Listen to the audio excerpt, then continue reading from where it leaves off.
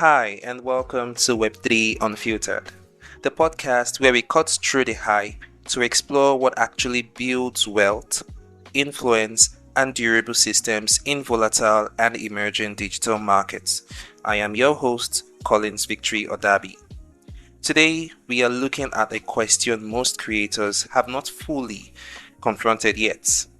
What happens to your content when AI becomes the primary interface for discovery? For years, podcasts grew through platforms, search engines, and social algorithms. But as AI assistants increasingly summarize, interpret, and surface information directly, a new structural challenge emerges. If your content isn't indexed, structured, and optimized for AI systems, does it effectively disappear? To explore that, I'm joined by John Taylor, founder of the ACT3 Agency and creator of the Listener Discoverability Optimisation framework, which is also known as the LDO framework, which helps podcasters grow audience reach across platforms like YouTube, LinkedIn, and AI search. John is also building Podagain.ai, a platform that turns a podcast archive into a searchable AI model capable of generating scripts, insights, and even new episodes using a creator's own voice and knowledge base. John, welcome to Web3 Unfiltered. How are you doing today? I'm doing great, Collins. It's great to be here. I really appreciate you having me. All right, welcome to the show. Thank you so much for joining us here, and I look forward to a very, very exciting episode with you. Terrific. Me too. All right, John. So I usually start with a question for my guests to talk about themselves. What is your story? How did you get to where you are today? How did all of this start? Well, honestly, it's a very twisted path. It was a different kind of road that brought me to where I am. I originally, my educational background was in broadcast journalism a couple of decades ago, before podcasting occurred. But honestly, from there, I got into the arts. I am a musician, and I started a band, and we did some albums and toured the United States and had a really successful career as musicians.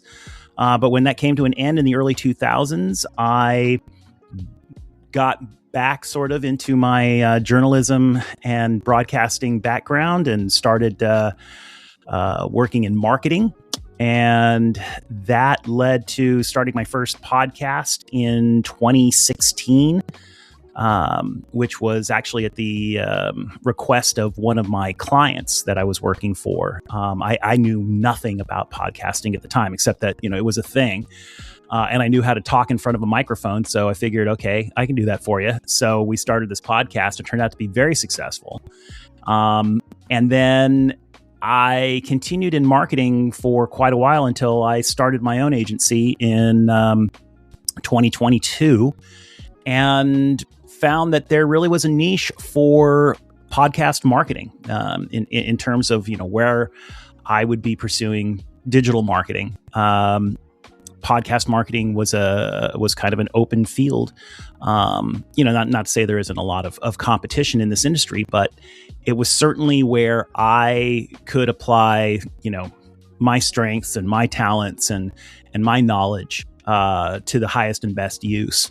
And I love podcasting, so it all sort of made sense. And I've been running this agency for the past 3 years, and it just sort of happened to be at the same time that AI was really making its emergence into popular culture, into the workplace, especially into marketing. So I find myself sort of at that intersection of right place, right time with all of these tools.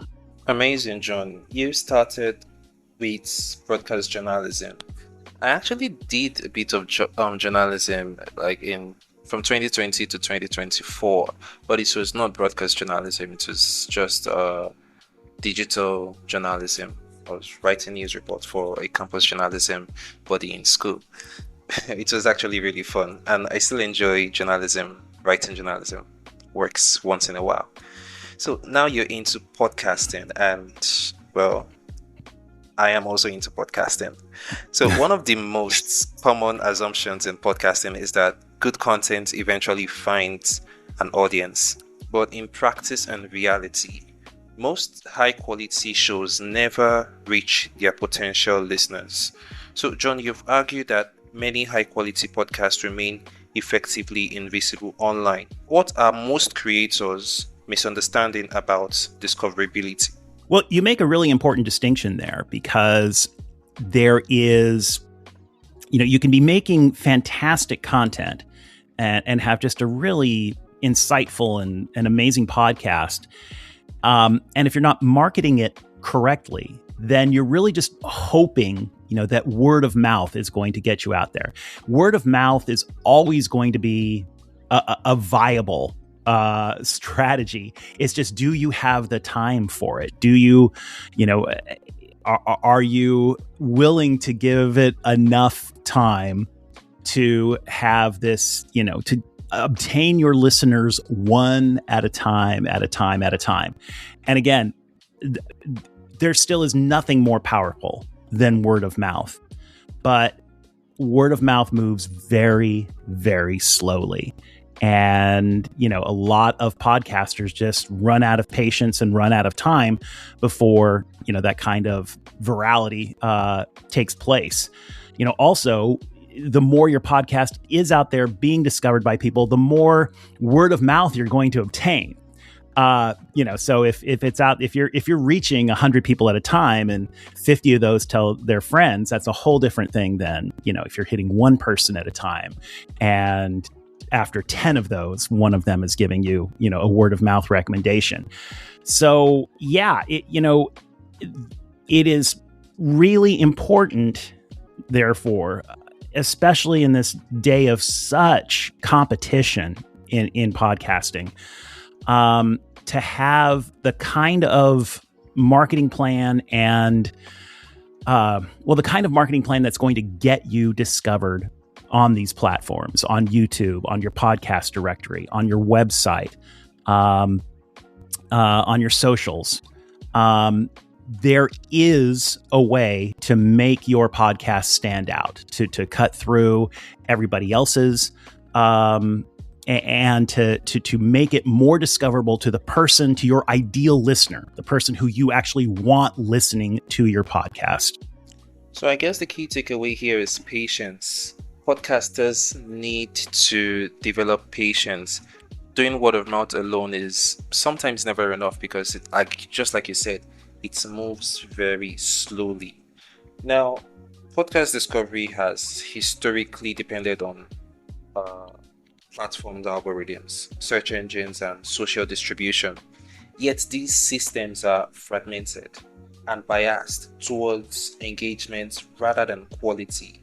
John, where do you think the current podcast discovery ecosystem is fundamentally breaking down? That's a great question, because I'm not really sure if the podcast ecosystem as it stands right now is breaking down. It's just making it, it's like you say, it's making it more difficult to be discovered for who you are and what you are doing, right? We find ourselves chasing keywords. We find ourselves trying to hack the algorithm in ways that will get us more discovered. And those ways backfire. I mean, a great example is, I've probably been reached out to myself, 100 or more times by people who tell me, look, I can optimize your YouTube platform in a way that's going to get your content, really popular and out there, and people are going to find it. And basically what these people are trying to do is they're going to use hashtags, popular hashtags and popular keywords with my podcast description, my video's description, so that it gets found under those popular keywords. But if my podcast, my YouTube videos are about podcast marketing, but you're using keywords like hashtag Mr. Beast and, Real Housewives of Beverly Hills, yes, your content is going to be served up in the search with those phrases, but it's irrelevant content.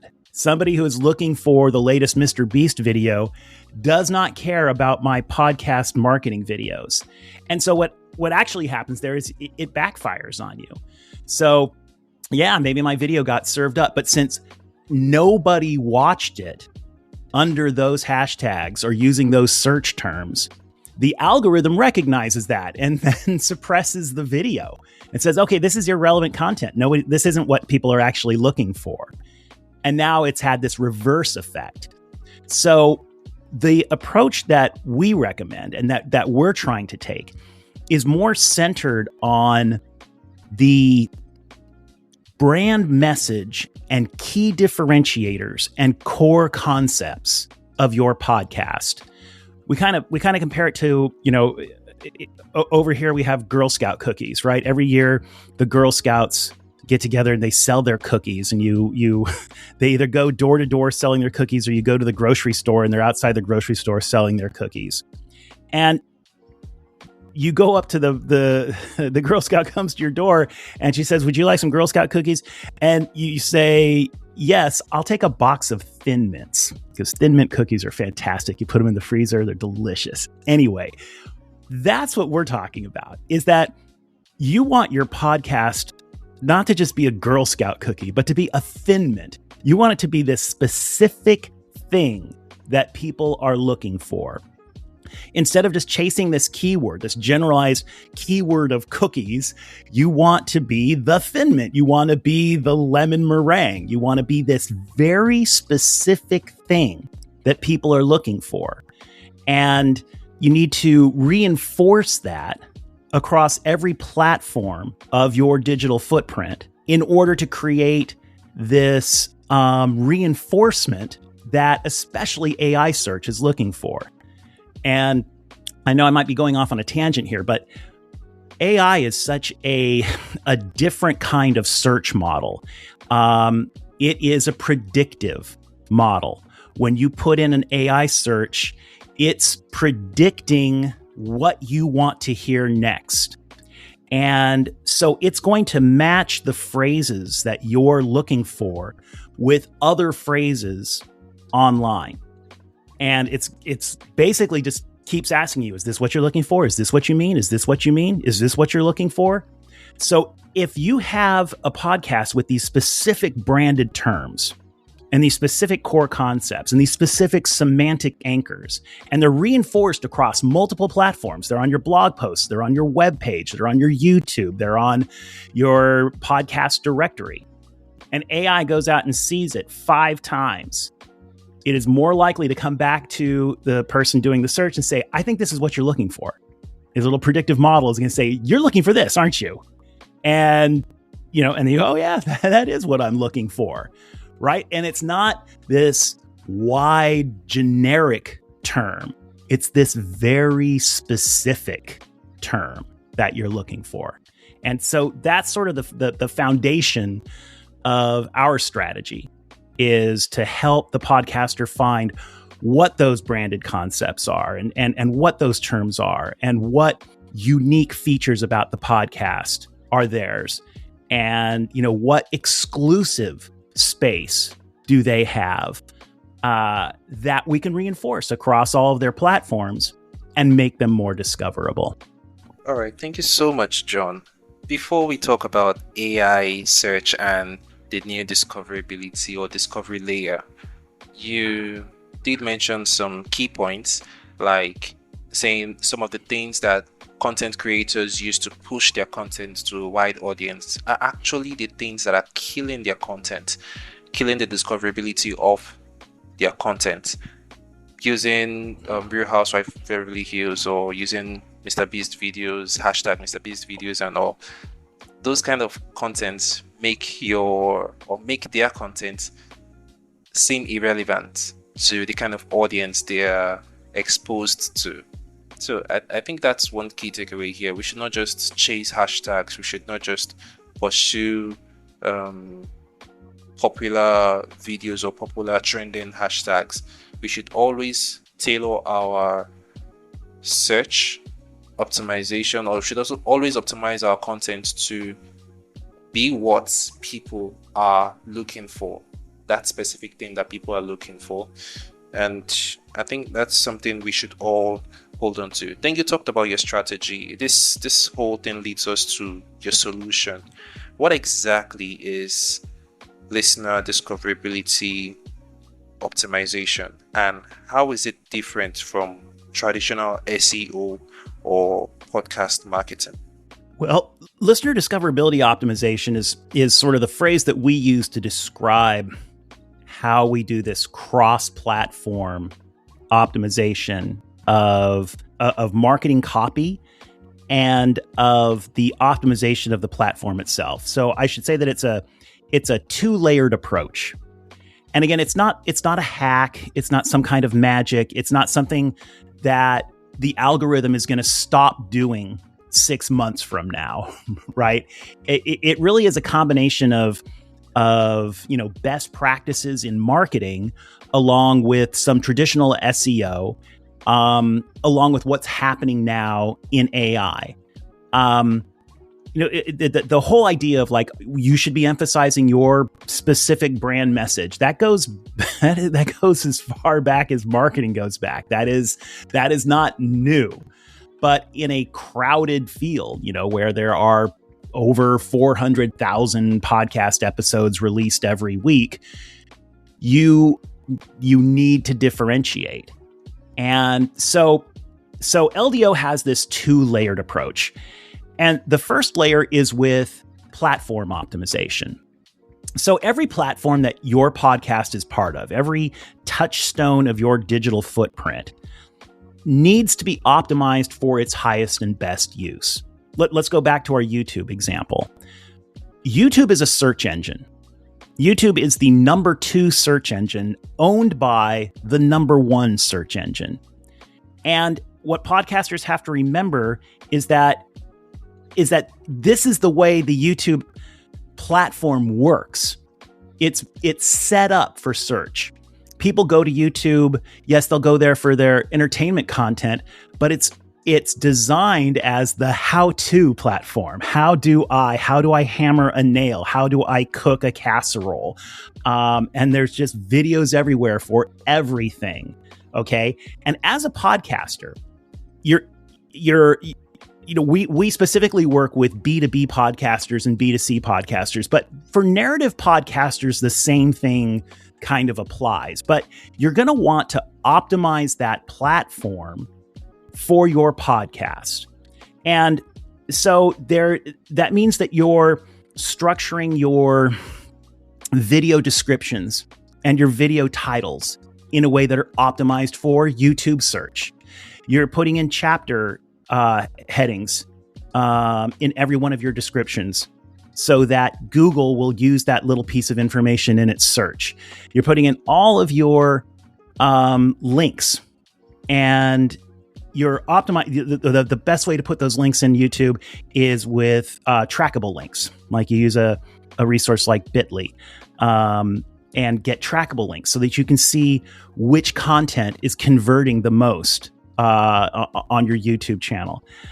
You set up playlists for each by topic of your podcast, right? You say, okay, in my podcast, we cover these 5 different topics. I'm going to set up a playlist for each one of those. And then you use these highly detailed descriptions in each one of those playlists. And I know this might sound a little bit fundamental, but it is, right? And I will tell you that people who come to me and say, hey, how do I get more YouTube views? How do I increase my listens? Of the hundreds that have come to us, 2% have used YouTube in this way, have used it to its highest and best use. So that first layer is platform optimization. So we walk through, here's all the things we need to do on YouTube that's going to get your podcast more discovered in the YouTube algorithm for what it is. And then that goes to this sort of second layer of the strategy, and that's the marketing copy. That's the copy that you use, again, across all of your digital touch points.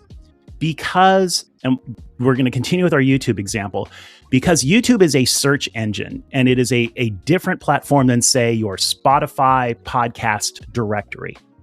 The copy that you create for your YouTube description is going to be different than the copy you create for your episode description for Spotify, because it needs to be optimized for that platform. It needs to be optimized for search. Whereas on Spotify, it's optimized in an entirely different way, according to Spotify's algorithm. And the same thing goes for LinkedIn. When you're doing content for LinkedIn, you have to understand that LinkedIn as a platform sees itself as sort of like this hotel lobby filled with, laminate wearing salespeople sipping free drinks and meeting each other. And so that platform has to be optimized in that way. And the copy that you write has to be optimized for the way that LinkedIn likes to read copy. Okay. And you might notice this if you look at LinkedIn posts, for example, you'll see these sort of, this kind of one line format. Line number one, idea number one. Line number two, idea number two. That's because LinkedIn likes to see you scroll.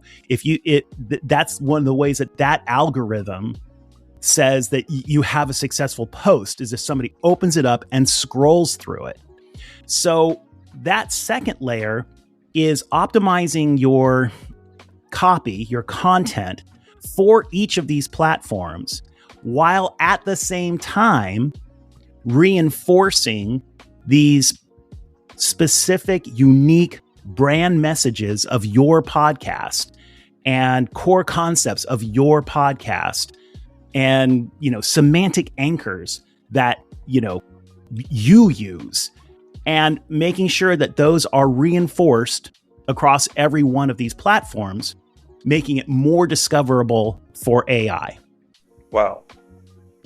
John, you have broken down the LDO framework into two layers, majorly, saying that content creators need to optimize their content for each platform, optimize their content for YouTube, for Spotify, and as many other distribution platforms as they want to.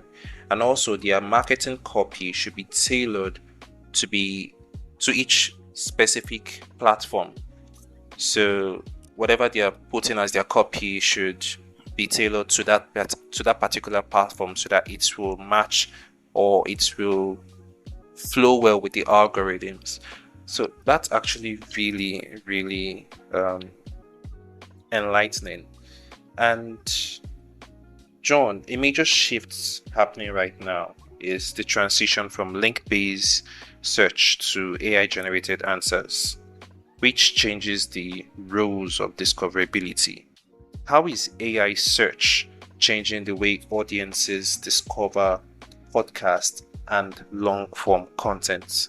That's a great question. And I'll give this as an example. As we discussed, AI is a predictive model that relies on reinforcement in order to offer you the best prediction of what you want to hear.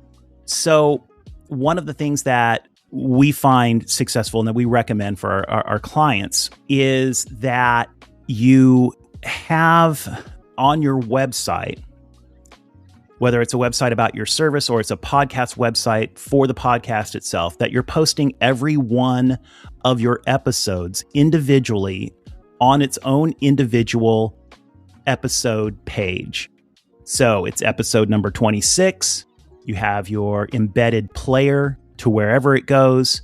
You have the description for your podcast episode. That's the same description you're using, for Apple or for Spotify.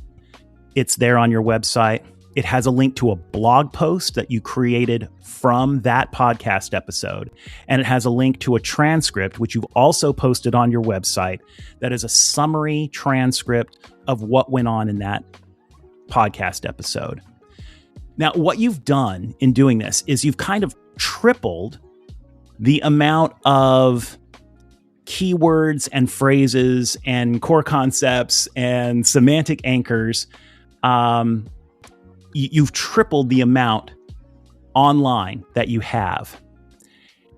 The difference with AI search is that it's reading that whole blog post and it's reading that whole summarized transcript because it can't listen to your podcast. AI can't do that yet. So it can't find the content within the podcast. It'll read the meta tags. It'll read the meta tags for your podcast, which is super important. Another important tip, always name the MP3 file the same name as the podcast title. And never include the episode number on the front of your title, or else it'll be skipped over. So AI is reading all of this information. And it is especially, because it's reading so much, it's especially attracted to summaries, which is why we say you should always include a summarized transcript with your episode, whether that's on YouTube or that's on your website, wherever. So the difference being that AI is reading the whole thing and trying to summarize. It's especially looking for summaries because that makes the process shorter. And it's reading all this information and it's using it to predict whether this is the information that you want to get as the person who's searching, as opposed to individual keywords and as opposed to links to other places to get authority. Authority for AI is achieved through reinforcement. And I don't even think that AI considers things as authority. It's authority if it's found. And that's why we, I keep talking about reinforcement. You have all these opportunities as a podcaster to put this information into your ecosystem. And the more you take advantage of that, the easier it is to be found. So, a person who's doing an AI search, and we probably should have just started there because AI search is such a different thing than traditional search. In traditional search, you would type in best cookie recipe. And in AI search, you open up your ChatGPT and you say, all right, I want to bake some cookies and I want to bake sugar cookies this time. And I like sugar cookies that are crisp and not, mushy and that are sweet, but I don't want to use frosting on them. And I don't want to be too puffy. Like I want it to be, kind of smaller and crispier. And that's the search now. So the AI has all this information from you and it's like, okay, I know that what you want me to say next is that here's how to make a puffy but crispy, not too sweet with no frosting cookie. So that's what it's looking for. It's not looking for best sugar cookie. It's looking for this whole big description that you just gave it. And so that's why it's looking for these summaries. Okay. Or here's your podcast episode. This podcast episode is called Baking a Sugar Cookie That is Puffy and Not Too Crispy, but Very Sweet. And it's like, aha, that's what I'm looking for. So this is kind of like how it all plays together. You need to have the reinforcement. You need to have real specificity about what you're offering. And you need to have copy that is summarized that the AI can read fastest and most accurately. That talk about cookies has made me to start craving cookies.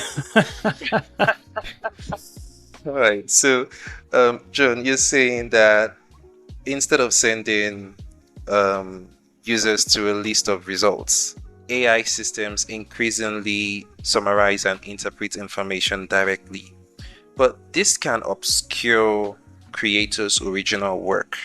Does that create a risk that creators lose control over how their content is surfaced or represented?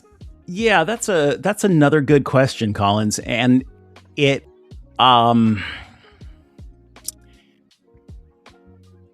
that's a tough one to answer because part of the answer is yes, absolutely. And something that we're seeing with AI across the board is that it's taking another person's ideas, another person's knowledge and basically displaying as its own and saying, here's what you have to do, right? You want to bake that perfect sugar cookie? I'm going to give you the recipe now. And yes, it may and should reference the source where that came from. And hopefully the person who's got that recipe now is going to go and check out that creator who made that recipe. But they might not. And yeah, that's a risk. That's a risk for sure.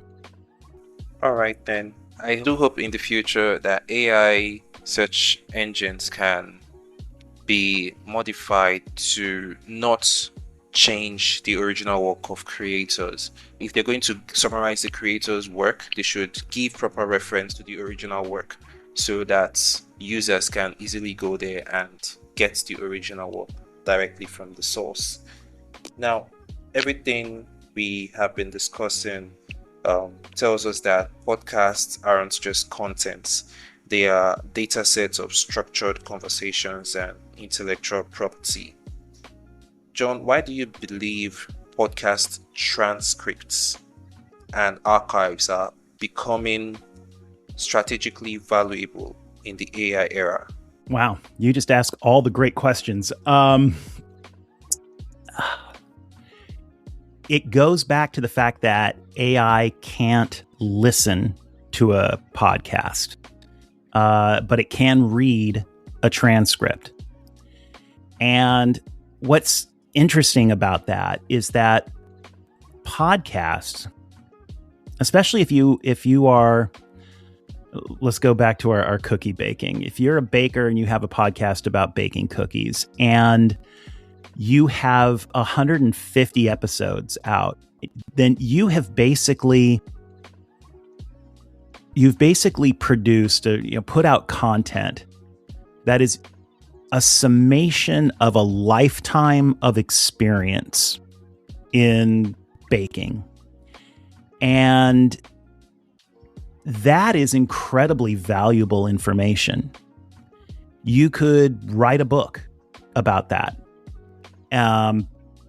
You could make a podcast, which is what you did. You have 150 episodes. So those transcripts, those signify your lifetime of experience in your field, in your industry.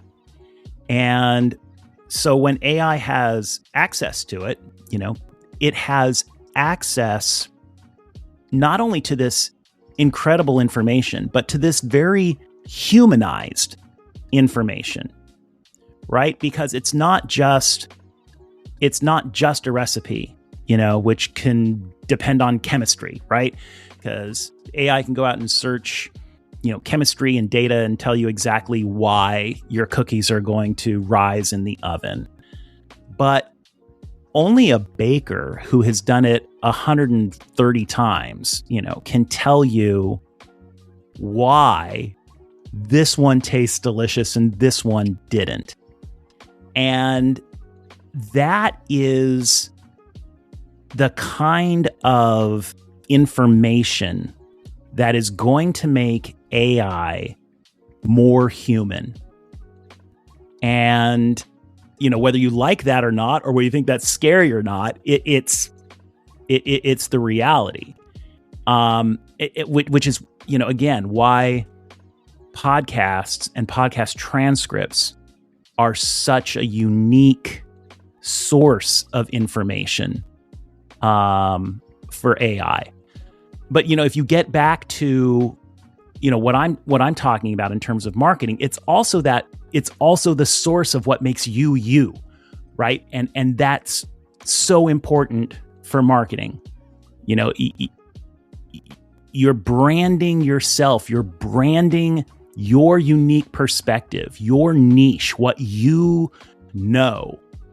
And that cannot be replaced. That can't be duplicated. You can't be duplicated. Sure, there might be another baker out there, but you put both of those cookies side by side, you and the other baker, Yours is just going to taste different. It is. And that's who you are. So that's why it's so incredibly important for you to find that way to get your uniqueness, your unique message across all of your platforms so that your uniqueness is discovered. Interesting. So I'd say, in a way, what you said in summary can be said as, okay, once the information is structured, AI systems can interpret, query, and repurpose it, turning archives into actionable assets. Am I right? Yeah, and that's actually the foundation of our new app. Yes. Now let's talk about your new app. What exactly, although what I just said now raises questions about if podcast archives can effectively function as a proprietary knowledge base for creators. But then that's the problem your platform aims to solve. So what problem were you trying to solve when you started developing Podagain.ai? Well, basically the problem we were trying to solve, interesting at first, was, well, what do I do if my guest backs out and I need to get a podcast out this week? Or, what if something goes wrong and I can't get a podcast out this week? Or what if I just don't even have an idea and I need to get a podcast out this week? And so that's one of the main reasons, that's one of the main problems we try to solve with Podagain.ai. And as you mentioned, what it does, it connects into your RSS feed and downloads all of your podcasts. And part of the app reads all of your transcripts. It converts all those transcripts from all of your episodes into its own large language model. And you can go into the interface and query your personal database, your personal knowledge base that you created with your podcast, and look for ideas. Here we go back to our cookie podcast. So I could go in and say, create a 15-minute episode that features my 5 best baking tips for Christmas cookies. And it'll search through all of your transcripts and it will create that script. And then you can go into expansion mode, into idea mode, and query outside knowledge as well. Say, okay, those are 5 great tips.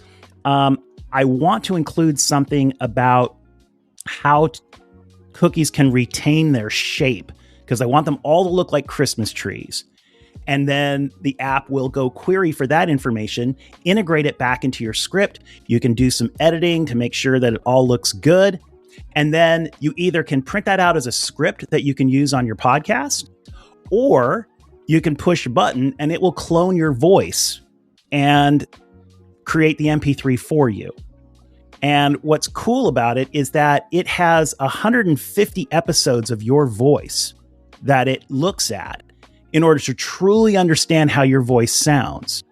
So you can simply click the button.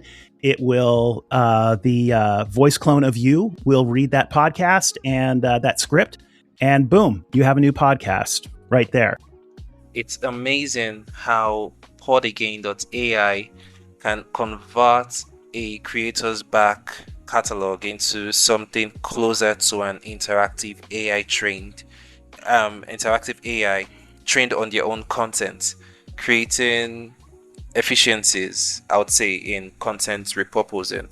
And one of the most interesting aspects is that the AI can generate new scripts using the creator's past conversations, maintaining voice and style consistency. So do you see this as repurposing content or as something closer to building a personal AI trained on your intellectual outputs?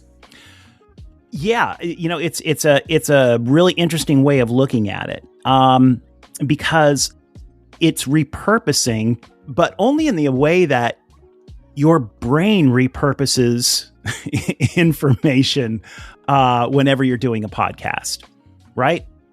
I mean, how many different ways are there to say this is how you bake a cookie? And so you sit there and you think about it, Okay, yeah, you know what I'm going to talk about this week? I'm going to talk about different kinds of flour. That's what I'm going to do. I'm going to talk about different kinds of flour this week. And, but it's the same thing for Podagain. If you've talked about flour before, you can query it and say, what have I said about flour in the past? And it'll tell you. And then you can either say, oh, you know what? I should expand on that idea. Or, geez, I've talked about flour 82 times in the past 2 years. Let's not use that as a subject. So in a lot of ways, it is repurposing, but it's also a way of having 100% memory of everything you've done before. And it's a way of querying your own expertise and reframing your own expertise. And as you say, it's all branded because it's all you. And unless you're bringing in information from the outside to expand on any of your ideas, then, that's new information. But you can go into, the interface and you can rewrite it in a way that sounds more like you. So I guess the answer is a little bit of both. Great. We might be entering a phase where creators operate less like broadcasters and more like owners of structured knowledge assets. So yeah, I think that's pretty much what Podagain is telling us, or is diving towards.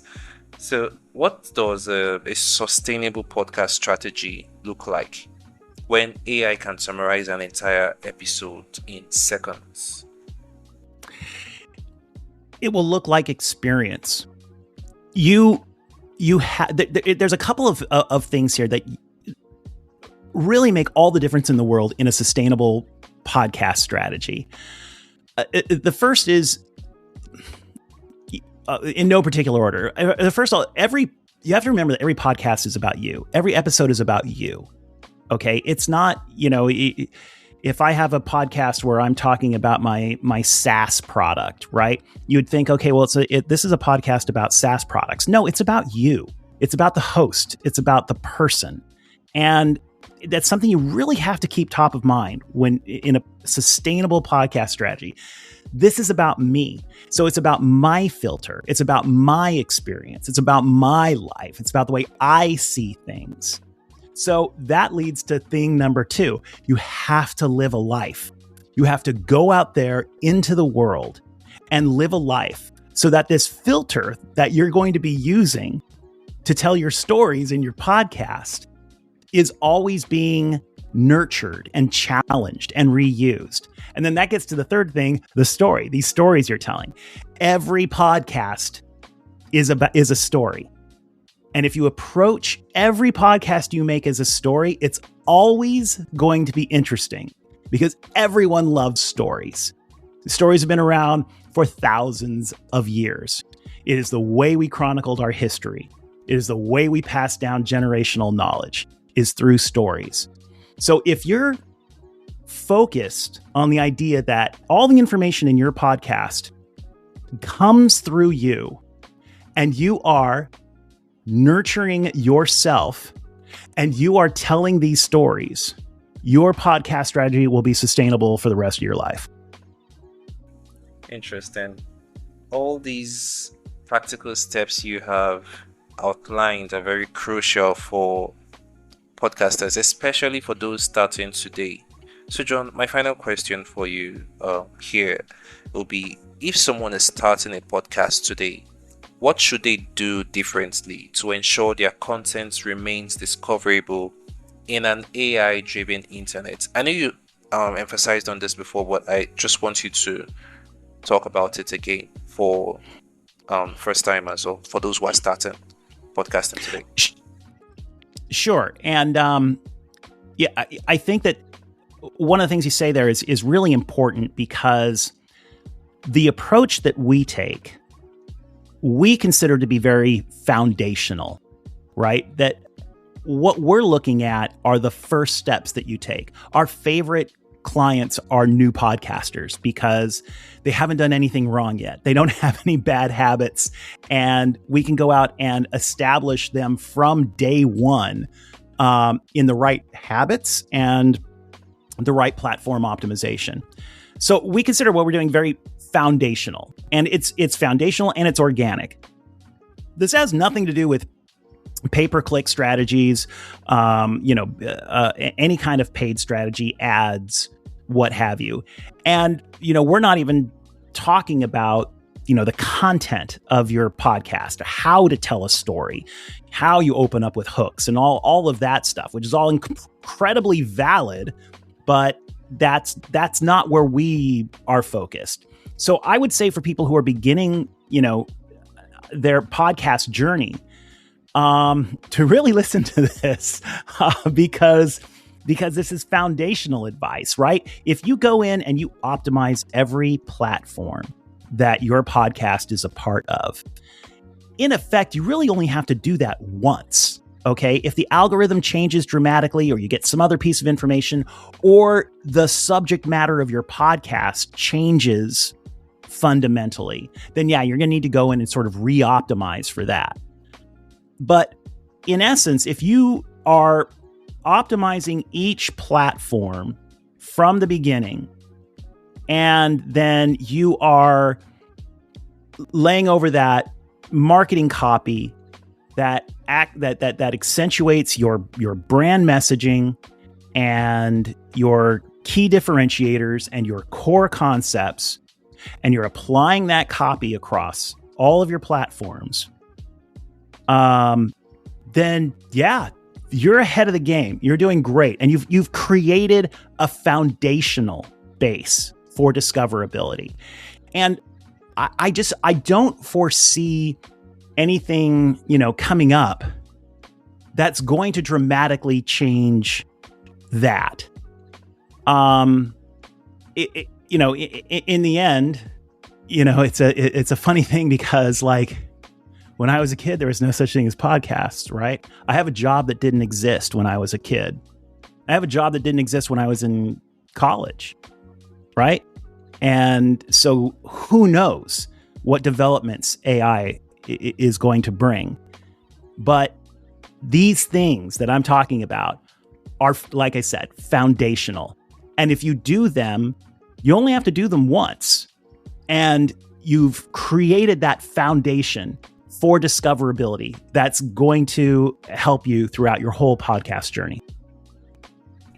Interesting. So for those of us for those of us podcasters who are just who are starting a podcast today, we should learn to optimize every platform, and we don't just have to do it once. There are changes that are made every time to algorithms, and we need to flow with them. There are so many tools that are coming up every day. Podagain.ai is one of them.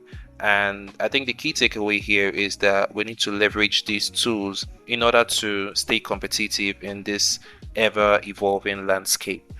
Thank you so much, John. This has been an incredibly grounded session, and I really appreciate your contribution and your presence here on Web3 Unfiltered. Before we sign off, do you have any final notes or final takeaway for our listeners? Well, first of all, I really appreciate the opportunity to be on Web3 Unfiltered. It's been great, and it's been a really enlightening conversation. You ask lots of great questions, so thank you for that. And again, thank you for the opportunity. And yes, for your audience, I would love to be able to offer a free strategic analysis of your podcast. So if you want to just email me directly, John at ACT3Agency.com. That's ACT, the number 3 agency.com, John at ACT3Agency.com. And just ask, give us the name of your podcast. Be happy to give you a 15-minute strategic analysis of your podcast and where, you could use some help, where the holes are in your optimization, and be happy to provide that information for you. Or you can connect with me on LinkedIn. I'm the ACT3 Agency on LinkedIn. or John Taylor on LinkedIn. I know there's 5 million John Taylors on LinkedIn, but mine, I'm the John Taylor at the ACT3 Agency. So you can hit me up there as well. All right, then. So John at ACT3Agency.com. You can email him and tell him the name of your podcast, and you can have a discussion with him, a grounded discussion with him. You can also check out ACT3 Agency on LinkedIn or John Taylor on LinkedIn. I think, yeah, I'll also add that to the show notes, and we'll be sure to text you. I will be sure to text you. I would love to follow up on all of this. Maybe we'll talk after the show. Okay, so I think that brings us to the end of this episode. This conversation highlights a structural shift affecting all digital creators. Discovery is no longer guaranteed by platforms or search engines. As AI begins mediating what audiences see, podcasters need to think in terms of durable media assets, structured archives, and knowledge ownership, not just content creation. John's work with Listener Discoverability Optimisation and Podagain.ai shows what it means to take control of discoverability, turn your archives into actionable intelligence, and design it for long-term visibility in an AI-driven world. So that's all for today on Web3 Unfiltered. Until next time, stay sharp, stay curious, and keep building.